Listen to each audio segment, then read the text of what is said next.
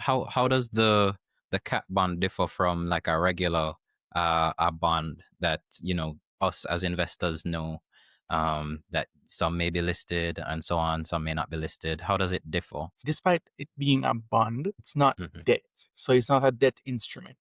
Jamaica incurs no debt. It's more of an insurance instrument. The bond terminology is just for convenience, right? Okay. It's called Hmm. parametric insurance. The parameters in this instance are the wind speeds, well, more precisely, the intensity of the storm as measured by centralized air pressure, as well as the trajectory that it takes. Jamaica has a series of grids overlaying the island, 19 of them. 3 or 4 of them were breached with Hurricane Melissa, and each grid has an associated air pressure. Right. So as the storm passes through, it needs to breach the grid by having a pressure that is either at or below that threshold.